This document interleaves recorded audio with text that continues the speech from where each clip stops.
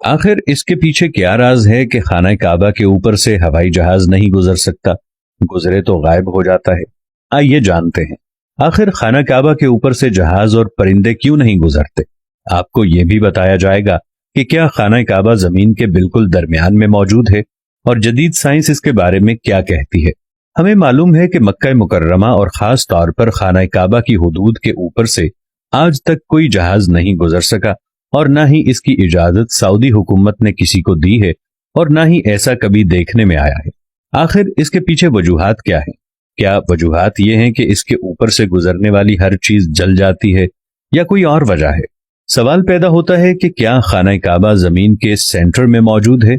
जमीन एक बैजवी यानी अंडे नुमा शक्ल की है और किसी भी बैजवी नुमा चीज का कोई सेंटर नहीं होता।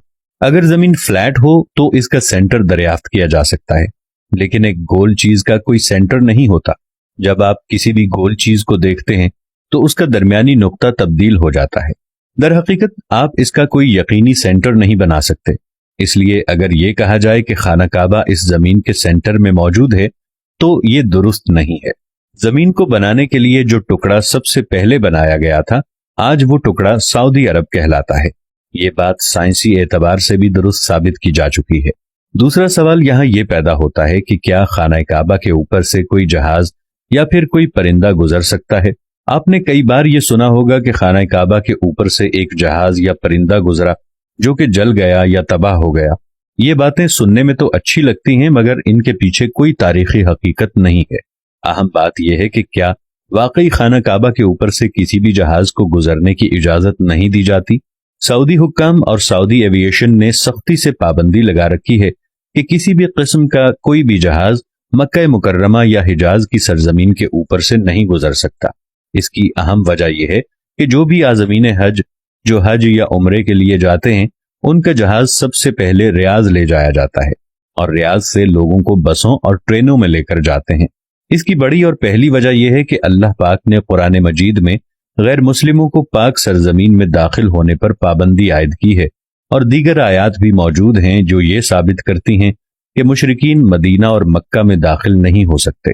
इसलिए किसी भी मुसाफिर तैयारे को हिजाज की सरजमीन में दाखिल होने से रोका जाता है, क्योंकि हो सकता है कि उन मुसाफिरों में कोई गैर मुस्लिम भी मौजूद हो और यही वजह है कि सरजमीन हिजाज को दुनिया भर की तमाम एयरलाइनों के लिए नो फ्लाई जोन करार दिया गया है।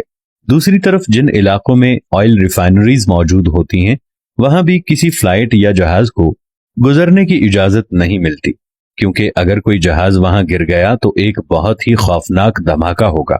मक्का मुकर्रमा एक इंतहाई अहम जगह और जहाजों को इसके ऊपर या करीब भी नहीं आने दिया जाता कि खुदा न खास्ता कोई मुशरिकीन या काफिर और दहशतगर्दी के अनासिर जहाज को हाईजैक करके मस्जिद हराम में लाकर मार दे।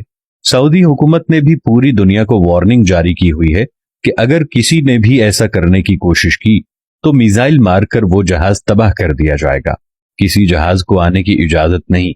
अगर आप देखें कि जहां मक्का में मुसलमान इबादत करते हैं, अगर कोई जहाज वहां से गुजरे तो मुसलमानों की इबादत में खलल पैदा हो जाएगा। अभी तक तो ऐसा वाकया होने नहीं दिया गया और न कभी देखा गया है कि कोई जहाज गुजरा जो जल गया या तबाह हो गया हो।